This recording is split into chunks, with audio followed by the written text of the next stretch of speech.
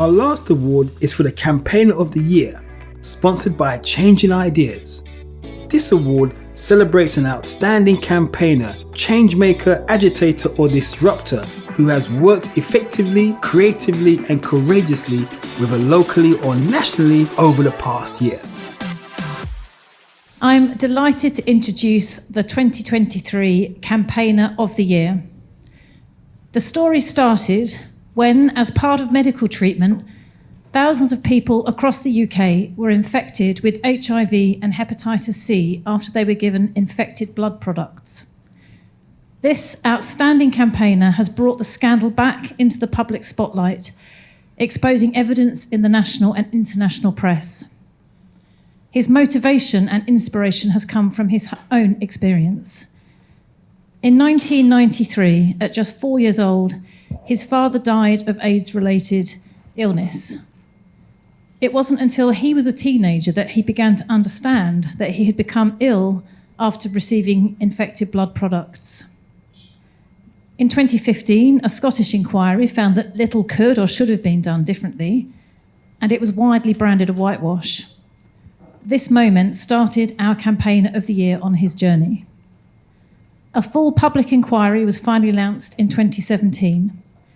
This followed decades of lobbying by people affected, and most recently, legal action initiated by our winner that grew into a group litigation with over 400 potential claimants. By 2020, he felt the infected blood inquiry had already heard so much damning evidence that fault was likely to be laid at the door of the state. However, the government had long dismissed any talk of early compensation for victims, despite people continuing to die as the inquiry continued. Rather than waiting for the inquiry to finish before acting, he pressed the government to start thrashing out compensation details before it issued its final report. This would mean more victims and families would see some form of redress before they died. At first, his proposal was resisted. But after a year of consistent campaigning, the government announced the exercise would take place. The campaigning did not and could not let up. Finally, in October last year, following an interim report from the inquiry, the government paid £400 million in compensation to those infected who are still alive and to bereaved partners. And the story doesn't end there. The interim payments made last year were only the beginning. The complete compensation framework goes much further. Redress for bereaved families and those who have died is on the horizon. SMK has watched the story unfold and couldn't be happier to award this year's much-deserved Campaigner of the Year award to the incredible and unstoppable founder and director of Factor 8, the UK's leading infected blood scandal campaign organisation, Jason Evans.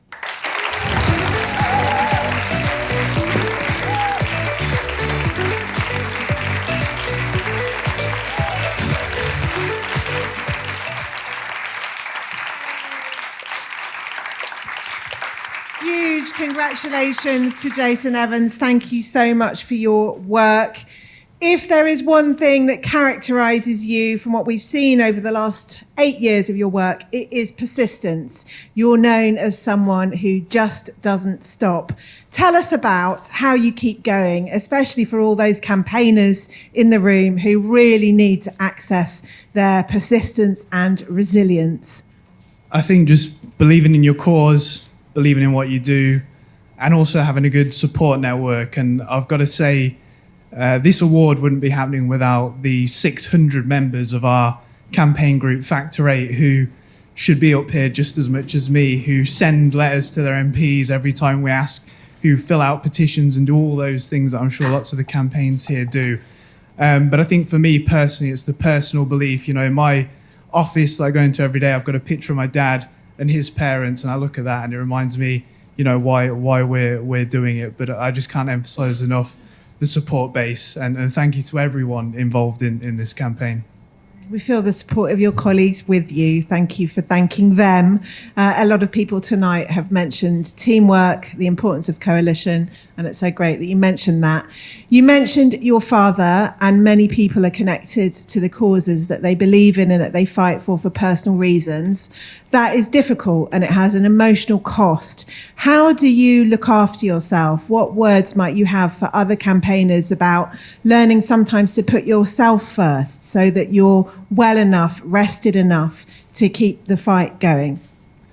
I think, to be totally honest with you, I think in the first few years of campaigning, I probably wasn't leading a very healthy lifestyle. I would wake up, the campaign began, and it would go on through the night. You know, when you wake up at 2, 3 in the morning, it wasn't going back to bed. It was, let's go on the laptop, let's have a look for some more documents. That was very bad. And I actually sought therapy to assist with time management, which actually helped a lot.